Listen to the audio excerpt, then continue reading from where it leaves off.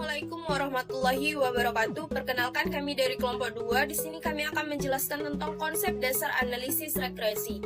Materi pertama akan disampaikan oleh saya sendiri, Riwindi Miranda. Materi kedua akan disampaikan oleh Fira Indriani. Materi ketiga akan disampaikan oleh Ria Andesi. Materi keempat akan disampaikan oleh Agus Kristin. Baiklah, konsep dasar regresi. Secara umum, analisis regresi pada dasarnya adalah studi mengenai ketergantungan suatu variabel dependen terikat dengan satu atau lebih variabel independen, variabel penjelas atau bebas. Hasil analisis regresi adalah berupa koefisien untuk masing-masing variabel independen. Koefisien ini diperoleh dengan cara memprediksi nilai variabel dependen dengan satu persamaan. Koefisien regresi dihitung dengan dua tujuan sekaligus. Pertama, meminimumkan penyimpangan antara nilai aktual dan nilai estimasi variabel dependen.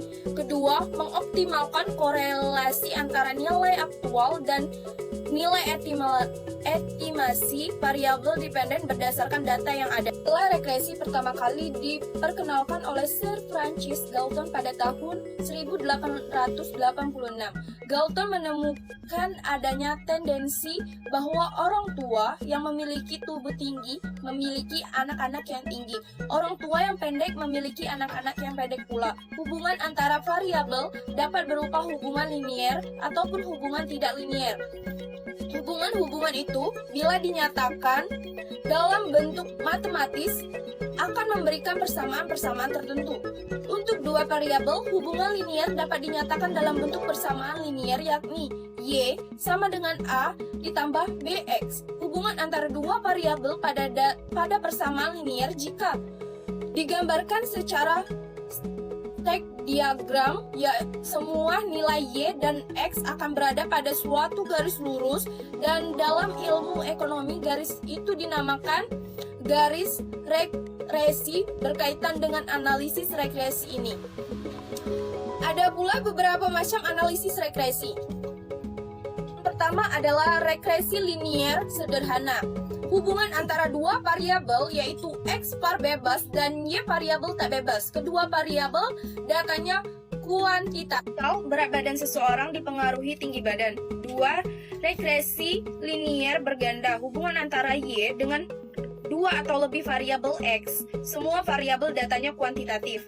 Misal, produksi padi dipengaruhi oleh pupuk, suhu, dan lama penyiraman.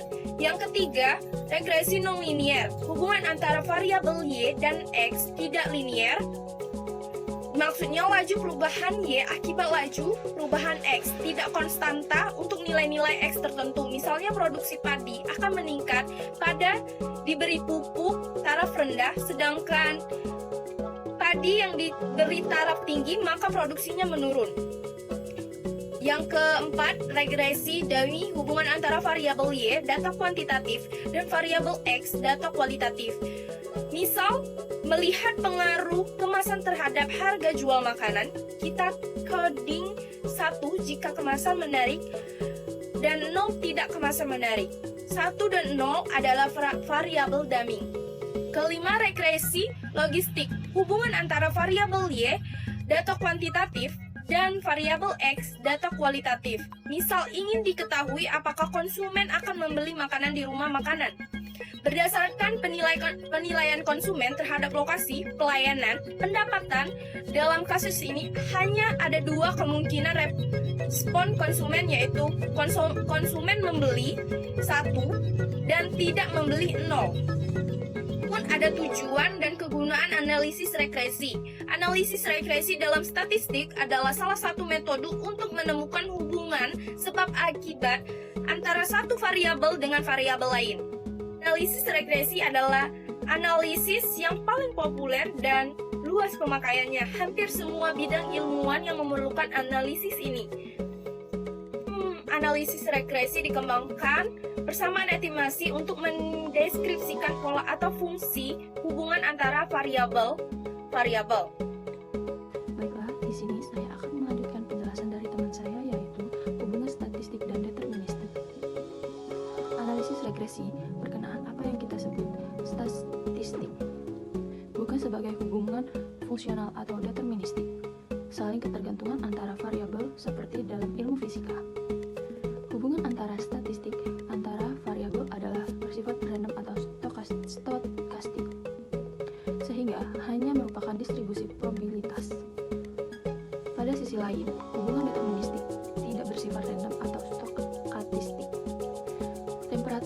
hujan, temperatur, curah hujan, cahaya matahari, dan pemupukan secara statistik adalah penting dan merupakan variabel penting yang dapat menjelaskan hasil panen. Akan tetapi, hal tersebut tidak dapat menentukan secara eksak hasil panen karena terkait dengan error pengukuran pada variabel-variabel tersebut yang secara keseluruhan akan berpengaruh meskipun akan sulit untuk mengidentifikasikan secara individual. Terima kasih. Penjelasan selanjutnya akan disampaikan oleh teman saya.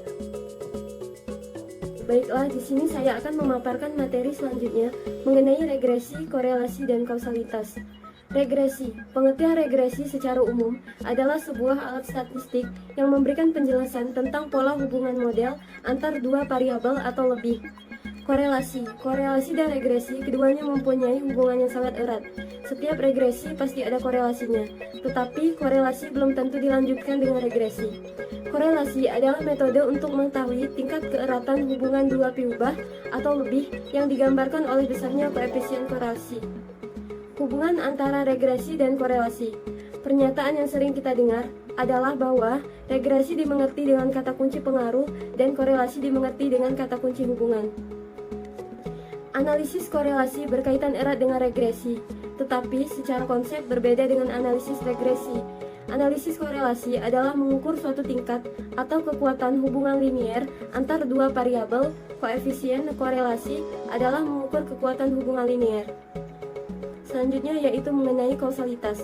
Di dalam ekonometrika juga dikenal analisis hubungan sebab akibat. Hubungan sebab akibat dikenal dengan nama kausalitas. Kausalitas berbeda dengan regresi. Jika regresi berhubungan satu arah, yaitu untuk menganalisis pengaruh dari variabel independen X terhadap dependen Y, maka dalam kausalitas hubungan bersifat dua arah. Dengan kata lain, semua variabel yang digunakan saling mempengaruhi. Misalnya, akan dianalisis hubungan antara inflasi dan suku bunga kredit perbankan. Assalamualaikum warahmatullahi wabarakatuh. Di sini saya akan menjelaskan tentang D. Pengertian terminologi adalah suatu upaya untuk menjelaskan pengertian dari suatu istilah, kemudian memperjelasnya sehingga tidak melenceng dari pengertian sebenarnya. Pengertian terminologi media ataupun terminologi kedokteran adalah ilmu tentang bahasa medis yang digunakan oleh orang-orang yang berperan secara langsung. Pengertian terminologi jaringan adalah pembangunan sebuah jaringan komputer yang sifatnya tergantung pada kondisi serta kebutuhan masing-masing individu. Pengertian terminologi hukum adalah artian hukum dalam konteks yang sempit dan luas menyeluruh. Ketika kita membaca buku ataupun berbicara tentang dan sebelum kita memahami maksudnya. Jadi kesimpulannya adalah hubungan antara variabel adalah bersifat random atau statistik dan sehingga hanya merupakan distribusi probabilitas pada sisi lain. Itu saja yang saya dapat sampaikan. Lebih dan kurang saya mohon maaf. Pada Allah saya mohon ampun. Wabillahi taufiq wal hidayah. Wassalamualaikum warahmatullahi wabarakatuh.